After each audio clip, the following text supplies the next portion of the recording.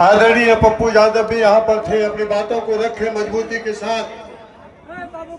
पप्पू यादव जी बिहार के पूर्णिया के सांसद, अभी वो जरूरी काम से फिर दूसरी जगह उनकी सभा है, वहां चले गए। इस सभा में मौजूद मुख्य अतिथि के तौर पर बिहार के लाल कांग्रेस के वरिष्ठ नेता कन्हैया कुमार जी इस सभा में मौजूद हैं। आपके और हमारे चहेते नेता माननीय सांसद डॉक्टर जावेद आजाद साहब इस सभा में मौजूद हैं। पूर्व जिला परिषद के सदस्य इमरान भाई इस सभा में मौजूद हैं। मुखिया तवाब साहब इस सभा में मौजूद है। मुखिया जहीर साहब इस सभा में मौजूद हैं। सभा का नाम नहीं लेते हुए तमाम कांग्रेस के कार्यकर्ता, महागठबंधन के कार्यकर्ता, नेतागण और दूर दराज से आए हुए आप तमाम भाइयों, दोस्तों, पत्रकार बंधुओं, भाइयों, दोस्तों, नौजवान साथियों, चुनाव आपके सामने में है। मैं ज्यादा भाषण देने के लिए आपके साथ नहीं आया हूं, इसलिए तो मैं आपसे हर दिन राब्ता करूंगा। 11 तारीख से पहले तक, 11 तारीख को चुनाव है। उस चुनाव में कांग्रेस का प्रत्याशी बनकर आपका भाई, आपका बेटा, आपका भतीजा कमरुल होजा आपके सामने में आया है। 11 तारीख को कांग्रेस में बटन दबाकर सारे लोग मुत्तहिद होकर, एक होकर वोट देने का काम करें। अभी बड़े भाई पप्पू यादव जी बोल रहे थे, हमारा लड़ाई उन साथी से है जो यहाँ के इत्तेफाक और इत्तेहाद को तोड़ना चाहता है, यहाँ के गंगा जमनी तहजीब को खत्म करना चाहता है, उससे हमारी लड़ाई है। अभी जिक्र कर रहे थे पप्पू यादव जी कि कहां थे वो लोग जो लोग आकर के इलाके में दावा करते हैं। आपको याद होगा 2014 का दिन कुर्बानी का समय था। लोगों ने इस इत्तेफाक को, इत्तेहाद को, आपसी साथ में रहकर हिंदू मुस्लिम जो चलते हैं इसको तोड़ने का प्रयास किया था। उस नापाक साजिश को शहर के हिंदू मुस्लिम सारे लोगों ने बैठ करके उसके नापाक इरादे को नाकाम करने का काम किया था। ये लोग आज भी चाहते हैं कि ये जो किशनगंज है, सीमांचल है, इस सीमांचल और किशनगंज से हिंदू मुस्लिम एकता का प्रतीक, गंगा जमुना तहजीब का प्रतीक सिर्फ बिहार में नहीं बल्कि पूरे देश में जाता है। इन भाजपाइयों को, इन भारतीय जनता पार्टी, आरएसएस और बजरंग दल वाले को ये रास नहीं आता है। ये हमेशा से प्रयास करता है, कोशिश करता है कि किशनगंज की गंगा जमुनी तहजीब को खत्म कर दे।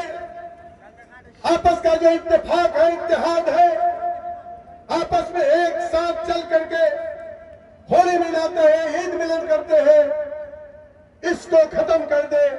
इनका ये नापाक इरादा इस किशनगंज पर पड़ा हुआ है। इसलिए भाइयों, दोस्तों, हमारी लड़ाई उसी के साथ में है। एक तरफ अमित शाह जो बैठे हुए हैं केंद्र में, इस किशनगंज में आते हैं, आकर के भड़काऊ भाषण दे करके चले जाते हैं। वो अमित शाह कहता है कि ये वो किशनगंज है, एक तरफ बांग्लादेश का बॉर्डर है, दूसरे तरफ नेपाल का बॉर्डर है। हमें बांग्लादेश से भी खतरा है और नेपाल से भी खतरा है। बांग्लादेशी घुसपैठिए बॉर्डर से आते हैं।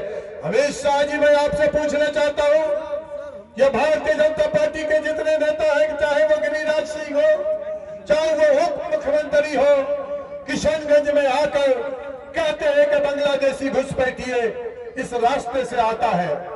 मैं पूछना चाहता हूं अमित शाह जी आपसे कि बॉर्डर पर बीएसएफ आपका एसएलबी आपका, सीआईडी आपका, सीबीआई आपका, फिर आप कहते हैं कि बांग्लादेशी घुसपैठी इस रास्ते से आता है। शर्म की बात है। अगर बॉर्डर का हिफाजत नहीं कर सकते हैं, नरेंद्र मोदी जी, अमित शाह जी, उतर जाइए गद्दी से, हिंदुस्तान के गद्दी से उतर जाइए। यहाँ कोई बांग्लादेशी नहीं है, सब हिंदुस्तानी है। अगर किसी को भी ये भारतीय जनता पार्टी या अमित शाह या नरेंद्र मोदी या बिहार के मुख्यमंत्री अगर छेड़ने का कोशिश करेगा तो कोई भी ताकत यहाँ पर, सब ताकत आगे होकर के उसका मुकाबला करने का काम करेगा। सारे लोग इंडियन हैं, भारतीय हैं, जिन पर उनकी निगाह है। मैं कह देना चाहता हूं कि हमारे जो शेरशाहबादी भाई हैं, वो शेरशाहबादी भाई इस हिंदुस्तान के आपको मालदा, मुर्शिदाबाद, हावड़ा, हुगली से चल करके आकर के इस सीमांचल में बसे हैं। मैं पूछना चाहता हूं आपसे, आप किसे बांग्लादेशी कहते हैं? वो हमारे भाई हैं, हमारे कंधे से कंधे मिलाकर चलने वाले हैं। आप हमारे इत्तेफाक को तोड़ना चाहते हैं। ये कतई कभी गवारा किशनगंज वाले को नहीं होगा, हिंदुस्तान वाले को नहीं होगा। वो हमारे भाई हैं, हमारे साथ रहते हैं, हमारे साथ खाते हैं। आप हमको उनसे जाति के नाम पर, बिरादरी के नाम पर अलग करना चाहते हैं, ये कतई नहीं होगा। हमारे हिंदू भाई कांधे से कांधे मिलाकर हमारे साथ चल रहे हैं। आप उसके इत्तेफाक और इत्तेहाद को तोड़ना चाहते हैं। ये कतई कभी किशनगंज वासियों को, सीमांचल वालों को कभी बर्दाश्त नहीं होगा, कभी बर्दाश्त नहीं कर सकता है। भाइयों दोस्तों, चूंकि हमारे सामने में मेहमान आकर बैठे हुए हैं, कन्हैया कुमार जी, जो इतनी जोशीला और जज्बात में भाषण देते हैं, वो हमारे सामने में भी भाई कन्हैया कुमार, हम समझते छोटे भाई हैं। हमारे छोटे भाई, बड़े भाई चले गए, छोटे भाई बैठे हुए हैं। और इस मंच पर वो शख्स बैठे हुए हैं जो आपके बीच में अभी रफीक साहब बोल रहे थे, जो राजस्थान से आए हुए हैं, राजस्थान के विधायक हैं 2 बार के, कह रहे थे वो हीरा बैठा हुआ है आपके सामने में। जिस हीरा को आपको याद होगा कि केंद्र में जो सीईसी का मेंबर है, पूरे बिहार से कोई मेंबर अगर है, वो आपका चहेता, आपका अपना, आपका लीडर, आपका भाई, आपका भतीजा, आपके सांसद डॉक्टर जावेद आजाद साहब है।